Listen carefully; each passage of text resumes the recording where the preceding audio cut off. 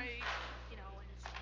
And Alex will work on it, and then Welcome, everybody. Thank you so much for joining us for our board meeting this evening. We are convened as the Provo City School District Board of Education. Today is, April 18th, Tuesday, April 18th, 2023. It is 7:01 p.m. We are meeting at 280 West, 940 North in Provo, Utah, and we are going to begin today with a roll call. And just for fun, we'll start with Melanie, something different. Melanie Hall, board member. Gina Hales, board member. Meg Van Wagenen, board member. Keith Rutell, superintendent.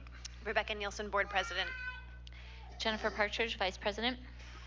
Terry McCabe, board member. Lisa Boyce, board member. Derek Anderson, business administrator. Okay, thank you. Welcome, everybody. I'll entertain a motion to convene our business meeting. I move that we convene our business meeting. Thank you so much. Motion made by board member Hall. Is there a second? I'll second. Second by board member Boyce. We are now in our business meeting. We'll start today with some opening remarks by board member Meg Van Wagenen. Thanks. Well, welcome everyone. It's great to see you guys, you all. I was, for some reason, really nervous about this. But thank you for taking time to be here on your busy evenings. We are all busy, and I've shared this with the other board members, but Rebecca gave us an update on the superintendent search, and this past week I had a dream. I went to the Taylor Swift concert, which is exciting, but I also had a rubric and an evaluation, and I was evaluating her performance. So that was, a fun experience to wake up to. But to start our meeting off, I just want to read a poem. This poem that I'm going to read was written by one of my favorite educators. My niece is an English teacher at West High for the past 2 years. And she is, I love hearing about her experience as an educator. So I'm going to read this poem that she wrote. Sonnet 16. So make me a plum tree silver bark, make me the sunrise on a Sabbath morning, or the earthly light that wafts off sidewalks after early rain, more like the kind of coolness that unstains the eyes, less stark, less self-defining, transform my stretch marks into silver linings, make me a river pure enough to keep something alive and not pour, or make me a beacon mammoth to dark, soften my edges to expand my reach, make minuscule the stains that would obscure my glow or undistill it. In fact, turn all my molecules to photons to unteach me limits. I want to go wherever there is space so I can fill it. Thank you so much, Meg. That was beautiful. Thank you. We'll now have our Pledge of Allegiance, led by Alex Judd, our Assistant Superintendent of Elementary Education.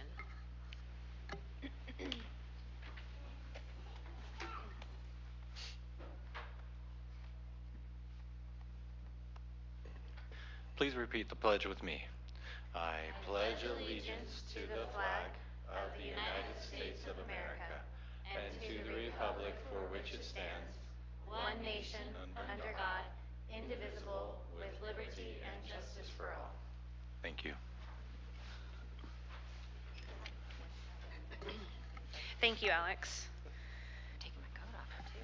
All right, we'll move to the Community Connections portion of our meeting now, which is the best part of our meeting. And we'll start with our employee recognition and our Provo Away Awards. And we'll give that time to Jason Cox. Thank you, board members. I appreciate this opportunity. We have a wonderful group of people to recognize tonight. We have so many amazing people in the city and the school district. And so it's always really fun to be able to see and recognize them for the great work that they do. I would ask that the people stand as I read their names, and once I've read off all their names, we'll go ahead and give them a round of applause. Tonight we're recognizing John McNemoyle, Joanna Chassow, Scott Jennings, Brandon Dorothy, and Christian Hernandez Valenzuela. Okay, let's give them a round of applause.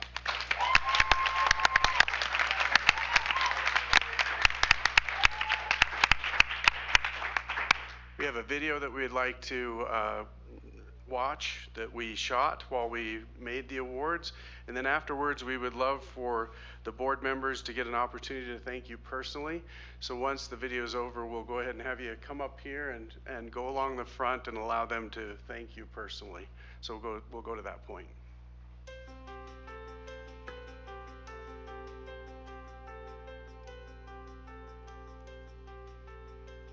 I nominated Brandon Dorothy because he's an amazing co-teacher. He moves around the classroom all day long helping all students. He helps students with special needs, but he helps students who are not in that category as well. He helps everybody. He gets his steps in. He is moving all the time. He also attends games. He takes tickets. He's at lunch duty. He's all over the place, and he's a fantastic teacher, and it's a pleasure to work with him.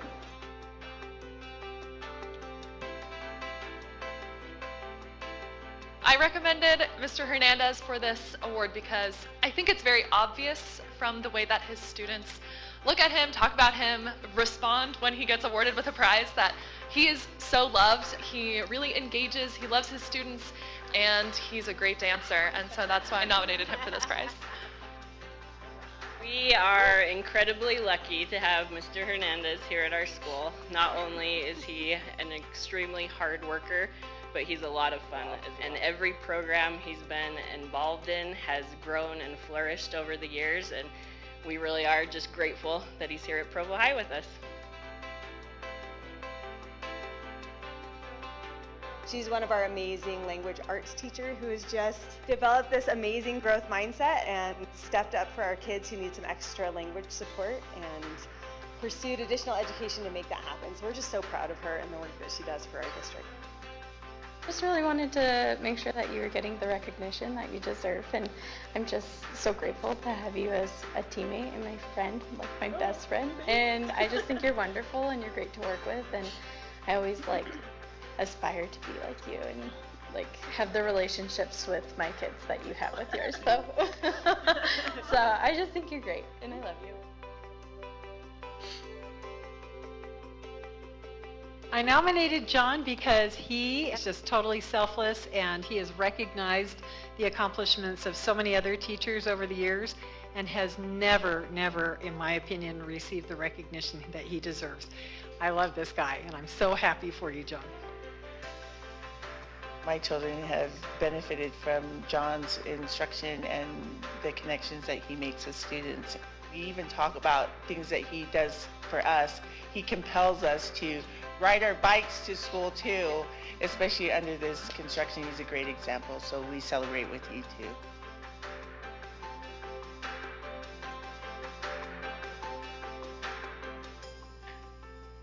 Every year you have students from Centennial, Thameview and College, or BYU, UVU, come back and say thank you Mr. Jennings for all you did for.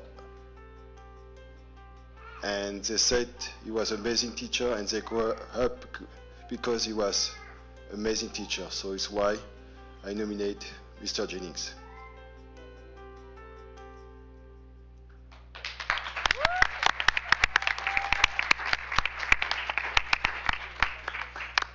To let the board now give you or have the opportunity to thank you personally. So we'll start on this end. Please be aware there is a cord. We don't want anyone to be tripping, but we'll have you come on up over here and start over here.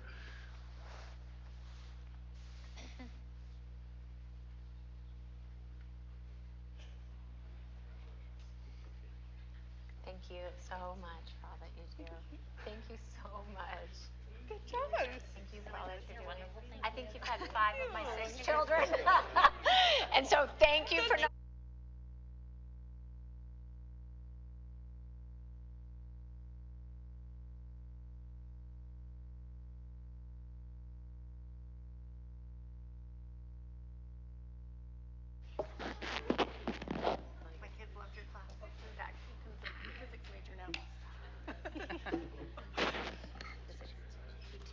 Thank you again to all of our Provo Way Award winners for this month. We are so grateful for the wonderful, wonderful people we have in our school district, and we just appreciate everything that you do. Before we move on to the school report from Wasatch Elementary, I just want to take a quick second to remind anyone who's here who is interested in giving public comment tonight. If you do want to take that opportunity, we have forms over here on this side of the room, my right, your left, that you would need to fill out and hand to our secretary who's on my left, your right. Bonnie Totka's over here. And so just if you want to be doing that now, you're welcome to do that now and prep for that that section of the community connections. But we will go ahead right now and have our school report on Wasatch Elementary by Principal Chris Furman. Hello, good evening. Thanks, Meg, for pretending to be nervous so that I wasn't the only one. Feels like I'm on trial. So thanks for having me, I guess. Yeah, I'd just like to take a few minutes, report on some of the things that are happening at Wasatch, share some of our successes, some of our challenges. First, on behalf of the entire Wasatch community, we thank you for the work that you've done to keep our new school building moving. It makes everybody feel a lot better and a lot safer knowing that there's going to be a new building for our kids to go to. So thank you. I know that it has not been easy. I know there's been a few roadblocks. When Derek Anderson is calling me at 7 p.m. on a Saturday night, I know you guys are working hard, so thank you. All right, I have the clicker. The mission of Wasatch School is to empower all learners for life. A couple years ago, as a faculty, we took on the task, or I gave the faculty the task of creating a mission statement. And I asked the question, why are we here? Why do we have these jobs, or why do these jobs exist? They didn't find a bunch of kids to fill up our classrooms so that we could have jobs. There's a reason that we're teachers. And throughout the year, this is what we came up with. And there's some important words in here. Empower means to give someone else power. We want our kids to have that power, not just to rely on us or their parents or anybody else. We want them to have that power. All learners means not just kids, but teachers as well. If we're not learning, and if I'm not learning, then our kids aren't learning as much as they could. And for life means a couple things. It's the obvious. We want them to be learners forever, but more importantly, we want them to learn now what will help them in life later. Skills and dispositions that will apply to any job, any class, relationships, families, things like that. So we really find that to be important. Reading and writing are very important, but so are being able to disagree with people politely or problem solve and things like that. So for life means to prepare them for life as well as be lifelong learners. Here's a quick look at Wasatch's enrollment. Before I got to Wasatch, I believe they were up to, 1,000? 900? Almost 1,000?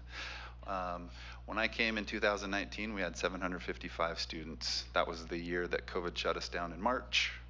The next year I became the principal in 2020, which was quite the time to find myself in that job. And as you can see, from 2018 to now, we've gone from 796 students down to 609. So it's been quite a drop. I thought for a while that we had a lot of students that didn't want to do Chinese dual immersion, and so they were going somewhere else. And I saw a report from Alex Judd that showed that that wasn't really the case. We actually have a pretty low number of students choicing out of our boundaries. I believe what's happening is that our neighborhood is just getting older, and the kids are getting older, and the houses are too expensive for young families to purchase. And so here we are with a population that is shrinking, which means we lose FTE and all of that fun stuff. So, any questions about our enrollment? A little bit about our demographics. I'm not going to read all of this. You guys can take a brief peek. A little bit more about our demographics.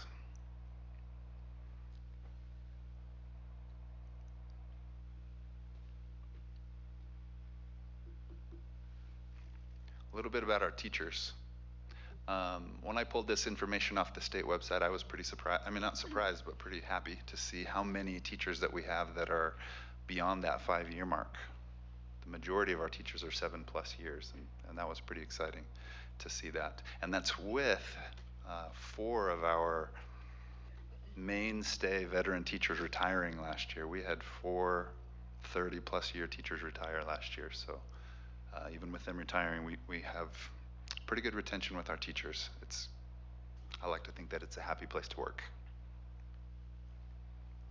Some of our Acadience reading data, so this is from this school year. At the beginning of the year, we had 67% of our students on or above grade level. And at the middle of year benchmark that we just took, we're up to 69%. And we're just starting the end of year, so we're hoping to get a few more percentage points. I don't know what I'm looking for here. We're hoping that goes up a little bit more. And you'll note that 71% of our students made typical or above typical growth. Proficiency is awesome. Growth might be more important. Acadian's math data, also an increase of 2% from the beginning to the middle. Hoping for more as we take the end of year benchmark. Last year, we took the RISE test like everybody else did, and you can see our English language arts, mathematics, and science scores. In language arts, we had an increase of 4.3 from the year before. Math, an increase of 6.3%, and in science, we actually had a decrease of 1.3%.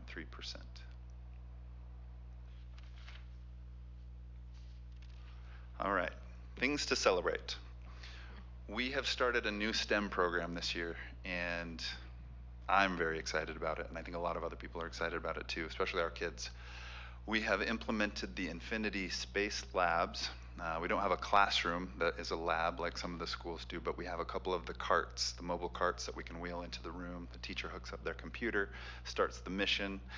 These are end-of-unit missions for math and science where the students have to learn those skills and dispositions that I talked about earlier, as well as use what they just learned in math and science to complete the missions. They could be space missions, time travel, they might have to shrink down.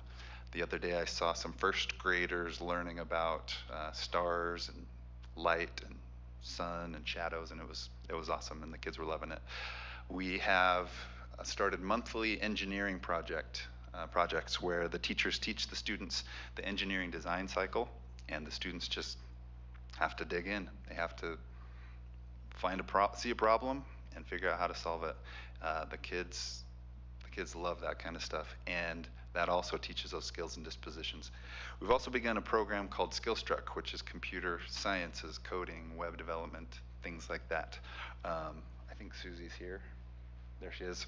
Not sure how that specific program will continue at Wasatch, but we will continue with computer sciences for our STEM students. What the plan was for the STEM program was to take what had traditionally been a DLI program and a traditional program, and they were kind of viewed like this.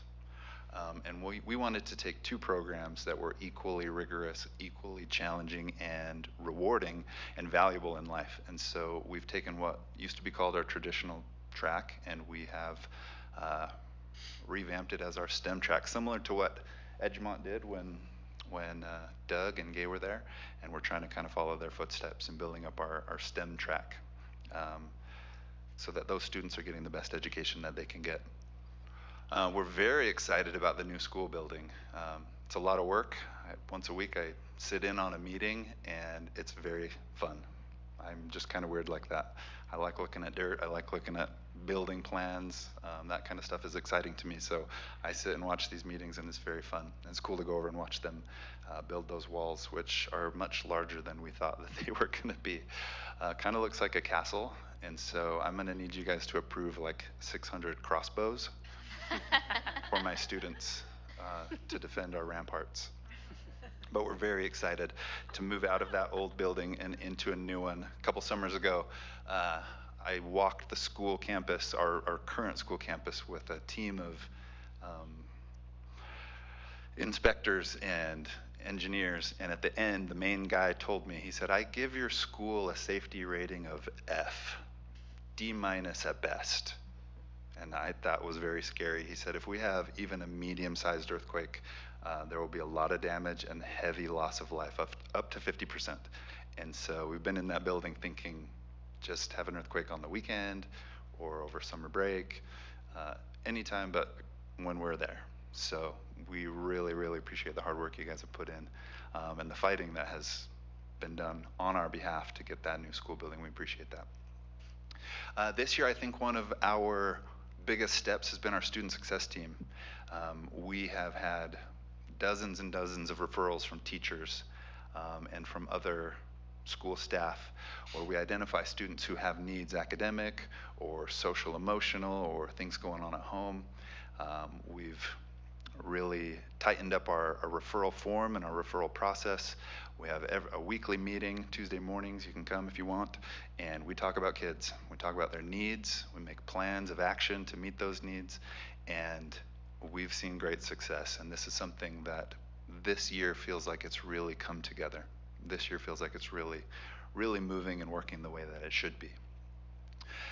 And my focus, my educational focus, instructional focus, as the school principal has been on engagement strategies. So I bought Teach Like a Champion 2.0 for each of our teachers, and we've been working specifically on these 5 engagement strategies. Engagement for us means that all kids are doing the whole time. They're talking, they're sharing, they're moving, they're reading, they're writing, they're thinking. I tell my teachers all the time, every time you ask a question, every kid in your room has got to be thinking of an answer. Every kid in your room has got to be ready to share something. Because if we ask a question and then call on one person, we know who's going to do the thinking, the teacher and the one student. And so we've been working on this a lot this year. In our faculty meetings and on our PD days. Habits of attention means sitting up, tracking teachers, asking questions, and just doing things that learners do that a lot of kids don't do on their own. And so we teach it up front specifically and very explicitly. Teachers use acronyms like STAR and SLANT that mean sit up, listen, pay attention, track, things like that. Wait time. You ask a question, you give people time to think about it, because if we don't, those 3 kids are going to raise their hands every time, and the other kids are like, I never have to think about it because there's not a chance to.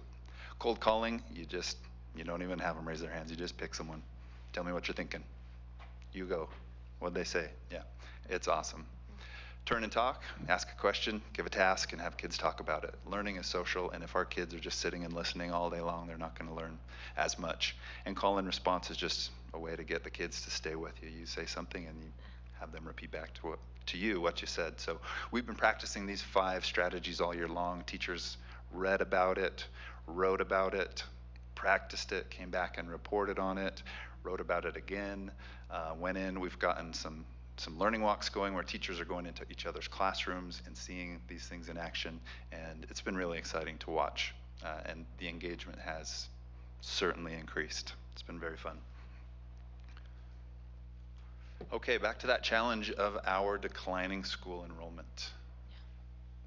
Our solution, besides being blessed with a new school, because we're hoping that will help draw some people back to our school, is to build and promote the new STEM program. So those things that I told you about earlier, the monthly engineering projects, the Infinity missions, and the computer sciences classes. We have been taking a lot of pictures and a lot of videos, having our content manager make sure that we're advertising, we're making sure people know what we're doing at Wasatch, how much fun the kids are having, how engaged they are, the life-worthy learning that they're doing with the skills and dispositions. And that's where we could, I guess, use help from the board. I don't know what that help looks like, but we would love to increase our population. We only need to find about 100 STEM students. So if you know where 100 students are that don't want to be in Chinese DLI, send them to Wasatch. That would be perfect. One of the challenges that we will face, that we are facing now and will continue to face with the shrinking school enrollment, is that we'll have 2 DLI classes and 1 STEM class. This year we currently have 1 STEM class in 3rd grade, and the other grade levels have 2 STEM classes. With our population shrinking and FTE cuts, we couldn't justify keeping 2 classes in all of the grade levels, so this coming school year we'll have 3 grade levels that will have 1 STEM class and 2 DLI classes. And if we keep moving in this direction, which it looks like we will, we'll probably end up with 2 DLI classes and 1 STEM class in every grade level. I believe Canyon Crest is like that, and there are a few challenges to that. The teams are smaller, less people to collaborate with, and then if you have a STEM class, 1 STEM class, those kids are with the same kids for the rest of their elementary career. If there is a personality clash, say with a teacher and a student, there's nowhere else to put them.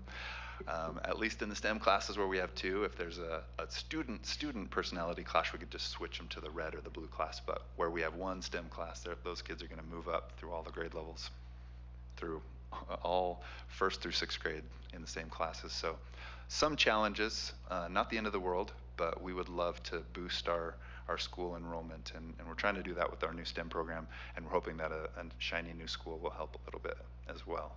So what questions do you have for me? I might have answers.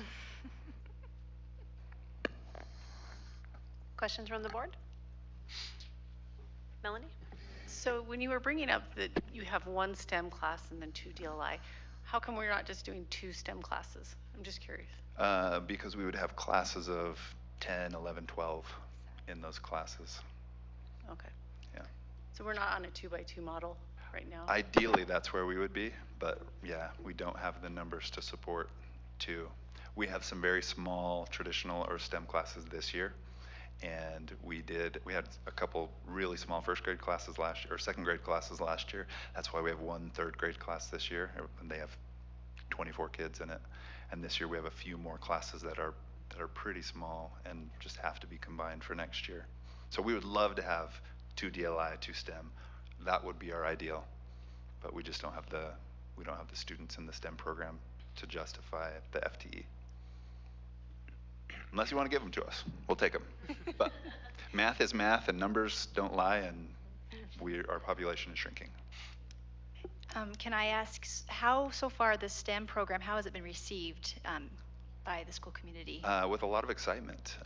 Our community council and our PTO have been really involved over the last couple years, creating the vision, brainstorming together, and getting it out there. That's what we're doing. So especially the community council, this is something that we've been talking about and working on, and just have up and rolling. And I still feel like we're in 1st gear this year. We're just going. We're just starting. Teachers are learning how to do it. But overall, I would say a lot of enthusiasm. People are excited about it. We've had a few kids switch from DLI to STEM. We've had a few come from out of our school boundaries interested in joining our school. So we don't want to steal everyone else's students, but we're excited that people come and show some interest in it. Thanks. Yeah. I will say, since Wasatch is the school that my district is in, it's been wonderful coming to the community council meetings and PTA meetings and seeing the community involvement and collaboration, and the work you do and the work that you're fostering in the community. So Thank you. Really great. It's a great community.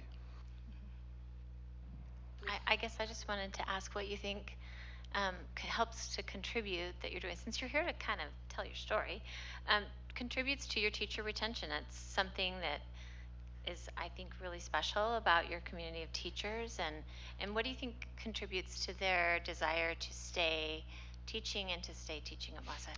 Yeah, well, clearly some of that started before I ever showed up at Wasatch.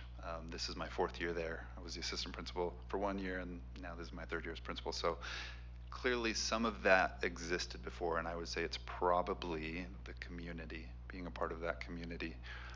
Wasatch has a reputation, the community does. When you really get inside that community, you find out how much they love and care for the school, the teachers, the community. I am sure that you're all aware of the tragedies that we've had this year. And through those, one of the most amazing, well, maybe the only amazing part is the way that the Wasatch community instantly reacted. Within an hour, we have people emailing, calling, showing up. What can I do? How can I help? Who can I take food to? Who can I donate money to? Who can I help? Our community is amazing, and our parents, our PTO is the most amazing PTO parent organization I've ever seen. They do so many things, and I think that's probably where it started. What I try to do to continue that, to make people want to stay at Wasatch, is focus on our school culture. I think relationships are first. Before math, before reading, before any of that stuff, trusting relationships are first. And when teachers and students feel that, they like to be where they are, they work harder, and they respond better in all situations. Thank you. Yeah. That bodes well. We were just talking about family engagement earlier, and I've seen that just a little bit. I know of the Wasatch community. I've seen their level of serious investment, and I imagine if you're a teacher, that makes it a better place to work. Yeah, our teachers are well loved. Like I mentioned a minute ago, those 4 that retired, these are movie stars. These are rock stars that generations of people were in their class. We have, my grandparents went to Wasatch, and my parents went to Wasatch. Yeah, these were our well-loved teachers. Thank you. I have a quick question for you on your focus on engagement strategies. It sounds awesome, and I love that you focus on that, because I know that instructional experience really changes things for how kids learn, and so that's really fabulous. I know this is kind of a trickier one, but have you been able to measure the success there at all? I know you said you've observed it. Like, do you have any measurable things? No, but I should, and I'm going to take note of that. I could start tracking, the turn-in talks. I could measure wait time, things like that. Obviously, we'll have the regular measurements, Acadience and RISE data and things like that. But no, we should get in and just start measuring how often these strategies are being implemented by teachers. That's a great idea. Well, and I guess I wasn't necessarily asking how often, but also the success rate of it. Sure. It sounds like it's been successful, and so I just wonder. And part of this is I don't know the right way to do it. So how would you measure the success rate of that one? Because it feels a little trickier. But even observing sounds like a way, if you've seen it working and you feel like kids are doing better with it. Yeah. Anecdotally, or just from my observations, yes, very much. But no, I don't have any data or any numbers like that to show what has happened or the improvements that have taken place. But I'd bet you it is. Okay. Well, thank you so much. Any further questions from the board? How was standing trial in front of us? As scary as it seemed to be? Do I get to live? You're found guilty of running a really great school. How about thank that? you. Okay. Thank you very much. Again, job, Chris. we really appreciate the support that we've gotten in getting our new school. So thank you. Thank you. Have a great night. Okay.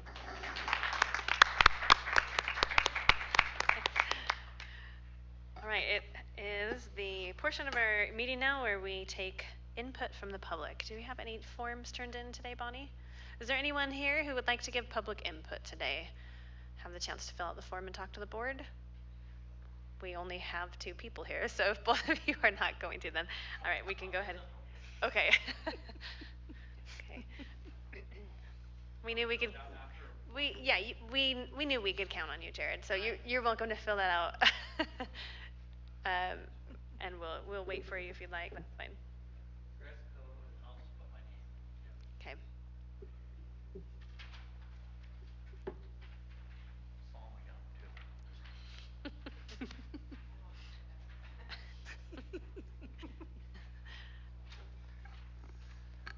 Hello, Jared Curtis. I live in the Timpanogos, Dixon neighborhood. I read the dress code policy, liked it.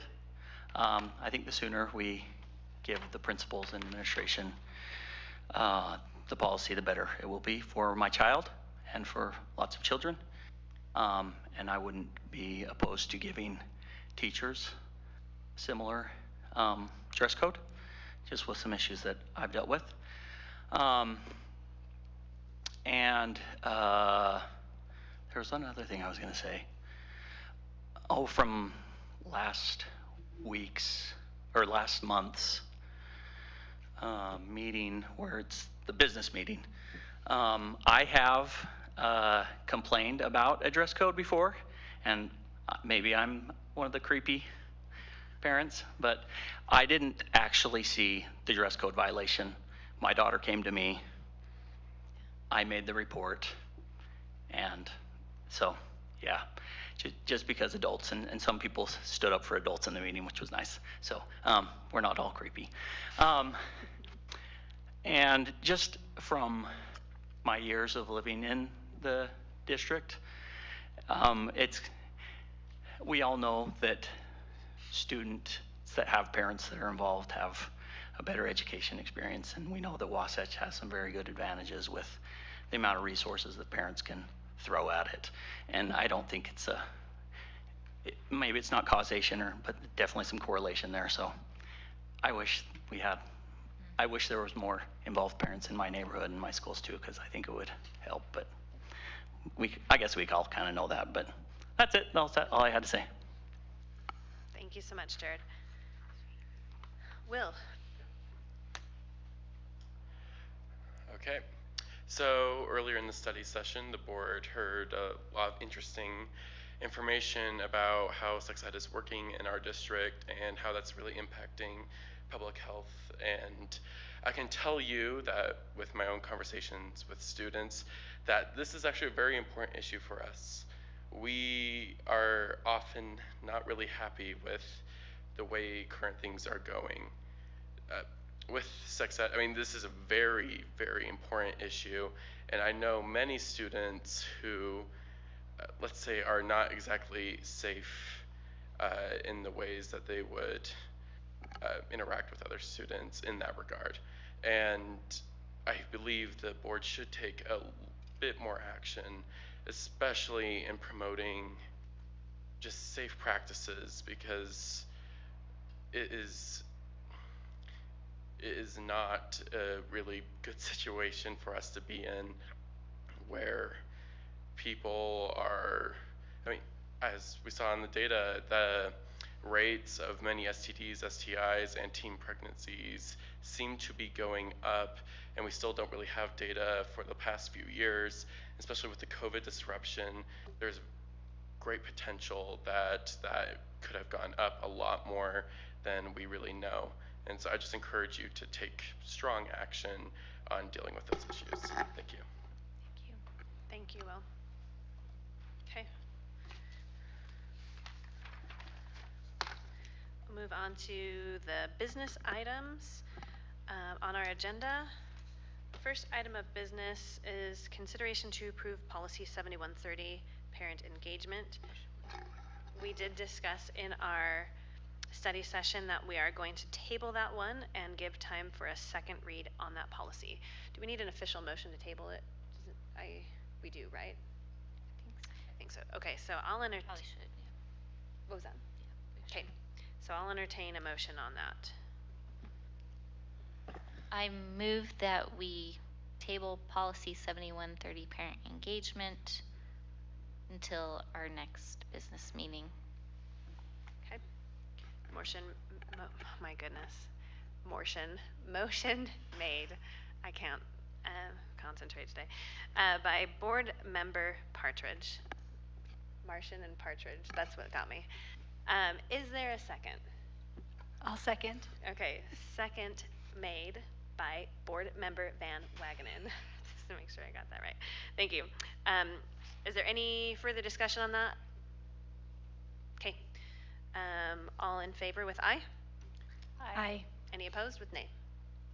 Okay, we will go ahead and table that until our next board meeting. Our next business item, number 2, consideration to approve large purchase request. For the first one is for the Timpview parking lot and bus loop. Derek, do you want to speak to that just a little bit?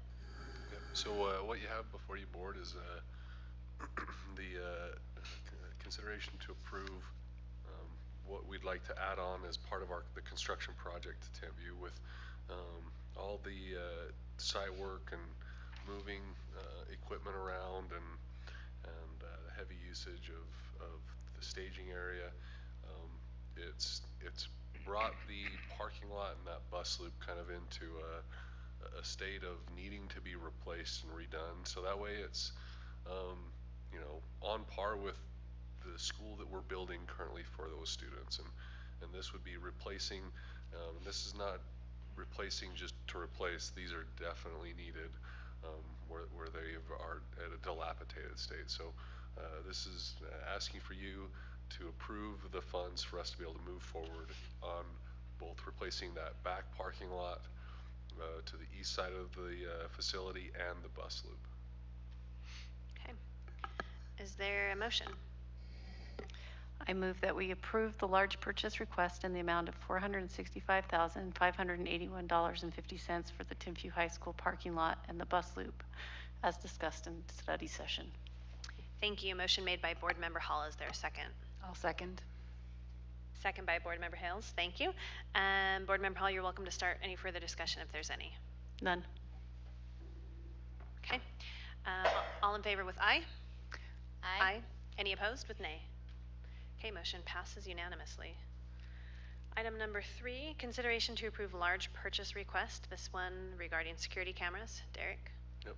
So what you have before you, board, is a request to purchase security cameras for our district. This is the reason for this one is we're trying to get the request in and approved, so that way we can apply for a grant. If we are awarded this grant, the $128,224.75 would not have to be used with district funds, because this purchase is already slated to be used out of the district funds. What this would do is free up $128,000 out of our district funds to use for other things, and we would use the grant for this. Okay, thank you so much. Is there a motion? I move that we approve the large purchase request for $128,224.75 for security cameras as discussed in the study session. Thank you. Motion made by Board Member Boyce. Is there a second? I'll second. Second by Board Member Van Wagenen. Board Member Boyce, you may start any further discussion if there's any. Okay, all in favor with aye? Aye. Aye. Any opposed with nay? Okay, motion passes unanimously.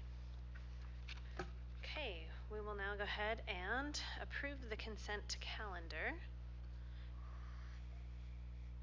I'll entertain a motion here. I move that we approve the items on the consent calendar. Okay, motion made by Board Member Van Wagenen. Is there a second? I'll second. Second by Board Member Hales. Board Member Van Wagenen, you may start any further discussion if there's any. No. Anyone else? Great. We'll go ahead and vote. All in favor with aye? Aye. Any opposed with nay? Okay, great. Motion passes unanimously. All right. I will get to give the board member report tonight. And my report today will be on the fact that we as a board just went and attended the National School Board Association conference just right before spring break. And as a board, we met on the last night we were there, and we had a lot of great discussion about all the different things that we learned and all of our takeaways. And there was some great things that happened there at the conference, including, but one which I won't give any details for, but if you'd like to know, you can come and talk to us about the karaoke portion of that meeting. But two quick things that I really enjoyed learning about. One was a class on policy, and it actually was supposed to be about something else and ended up being all about policy, but it was a really fabulous class, and I learned a lot of great things about policy and just really re-emphasized to me the board's role in policy. That's one of our main roles here as board members, is to be really involved in the policy of the district, the policy renewals and creation and whatnot. And so so I really liked one particular thing from that class, that once a year this board that was presenting receives a report, a policy year in review, and they talk about which policies were retired, which were updated, which were reviewed, which were passed, and they give lots of stats in a report on that. And so we'll probably be talking about implementing something like that for board purposes, because I really like that idea. One other class that I took that was really great was all about parents' rights. Seems to be a hot topic these days, and unfortunately a very politicized topic. But one thing that I really loved there was that one school district did was they put together something they called the Parents' Bill of Rights, which just took all of the rights that the parents have from all the different policies and places that it seems to be spread out and put it into one document. So when parents have questions about what they can and can't do with their students in a school district, they have this document to refer to. I thought it was a great idea, and could be very useful to have something like that here. And so we might just be talking about that sometime soon as well. But those were just two really great things I learned, and I know the board learned a lot of great things as well, and it was a really great conference. So thanks to everybody who took the time to attend that, and hopefully we all came away with some really great things and are better board members because of that. So that's my report. Okay, and now superintendent's report. Okay, thank you. I have 3 quick things. One is I have approved 1 in-state student travel from Independence High School. It's an overnight trip. Secondly, just today, this afternoon, about an hour and a half, 2 hours before the board meeting, I received an email from the State Board of Education office, which said that they had completed the monitoring review for school fees. There were no findings. They did recommend a few minor changes to language, and Derek has all that information. Some slightly different policy or other language changes that have to do with the listings of the fees themselves. And the last thing I wanted to mention was it's been a pretty interesting year for a couple of firsts in our district, a couple of community and student events. Several months ago, under the leadership of Christine Durst, we had an author con that took place over at Provo High School one evening, and it was ridiculously well attended. And then last week, with many others, and in fact Susie was part of this. Susie, wave your hand in case people don't know you. Was part of this over at Provo High School again, an arts and technology event called This Is Us, and it was very well attended and very interesting to watch. And so just wanted to give a couple shout outs to some really great fun things that are unique to Provo that took place this year. That's my report. Okay, thank you very much.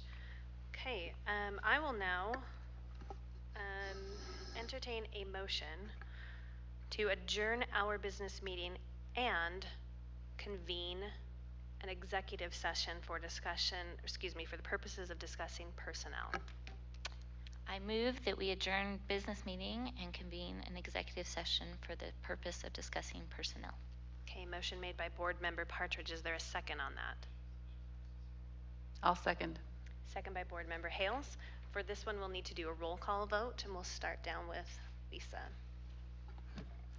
Lisa Boyce, aye. Terry McCabe, bye. Jennifer Partridge, aye. Rebecca Nielsen, aye. Meg Van Wagenen, aye. Gina Hales, aye. Melanie Hall, aye. Thank you so much.